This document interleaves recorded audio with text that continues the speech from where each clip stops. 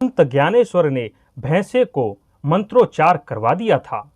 इस भारत देश में अनेक ऐसे महान संत हुए हैं जिन्होंने अपने तप के बल पर पाखंडी और अज्ञानी लोगों को ईश्वर की शक्ति से समय समय पर अवगत कराया है। उन्हीं में एक हैं महाराष्ट्र के दिव्य संत स्वामी ज्ञानेश्वर जी। किस प्रकार अपने तप से एक भैंसे को मंत्रोच्चार करवा दिया था, यह बताने से पहले संत ज्ञानेश्वर के बारे में जान लेते हैं। संत ज्ञानेश्वर जी के पिता का नाम श्री विट्ठल पंत और माता का नाम रुक्मिणी बाई था। पिता पहले सन्यासी थे और अपने गुरु की आज्ञा से बाद में गृहस्थ बन गए थे। उनके 4 बच्चे थे, 3 पुत्र और 1 पुत्री। ज्ञानेश्वर जी के भाई बहनों को कोई भी पाठशाला में प्रवेश देने को तैयार ही नहीं था, क्योंकि उनके पिता सन्यासी होने के बाद वापस गृहस्थ हो गए थे। पिता ने आचार्यों से प्रार्थना की कि मेरे बच्चों को ज्ञान दिया जाए। इस पर गुरुकुल के मुख्य आचार्य ने कहा, अगर आप प्रायश्चित के तौर पर जल समाधि ले लें तभी हम आपके बच्चों को पढ़ाएंगे। बच्चों की पढ़ाई ठीक से हो सके इसलिए माता पिता दोनों ने नदी में उतरकर जल समाधि ले ली। बहुत कम उम्र में ही चारों बच्चे अनाथ हो गए थे। सबसे बड़े भाई निवृत्तिनाथ मात्र 11 साल के थे। इन 4 अनाथ बच्चों ने अपने दिवंगत माता पिता की इच्छा पूरी करने के लिए फिर से गुरुकुल में जाकर प्रार्थना की कि हे गुरुवर, हमें शिक्षा दीजिए।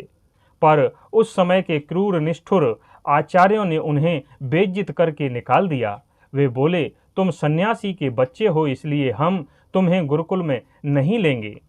उस समय ज्ञानेश्वर ने कहा, आप मनुष्य होकर दूसरे मनुष्यों से घृणा क्यों करते हैं?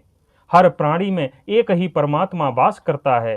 कहते हैं कि उसी समय वहां एक किसान अपने भैंसे को लेकर जा रहा था। उसने अपने भैंसे का नाम ज्ञानू रखा था। यह देखकर एक आचार्य ने ज्ञानेश्वर से कहा, क्या उस ज्ञानू में और तुम में कोई भेद नहीं? ज्ञानेश्वर ने कहा, बिल्कुल नहीं। उसका शरीर भी पंचतत्व का है, मेरा भी शरीर पंचतत्व का है। उसके अंदर वही चेतना है जो मेरे अंदर है। उसके अंदर भी ब्रह्म है, मेरे अंदर भी ब्रह्म है, इसलिए हम दोनों में कोई भेद नहीं। वह आचार्य फिर से बोला, अगर ऐसी ही बात है तो इस भैंसे से मंत्रोच्चार करवा कर दिखाओ। ज्ञानेश्वर अपने बड़े भाई व गुरु निवृत्तिनाथ की आज्ञा लेकर आगे बढ़े। भैंसे के सिर पर हाथ रखा। जैसे ही ज्ञानेश्वर ने भैंसे के सिर पर हाथ रखा, भैंसा ऋग्वेद की ऋचाओं का उच्चारण करने लगा। देखने वाले दंग रह गए कि यह कैसे संभव है। भैंसा मनुष्य की भाषा बोल रहा था। वहां पर उपस्थित सभी अहंकारी आचार्य और भी लोग यह देखकर स्तब्ध रह गए थे। ज्ञानदेव जी के जीवन का एक और चमत्कार है।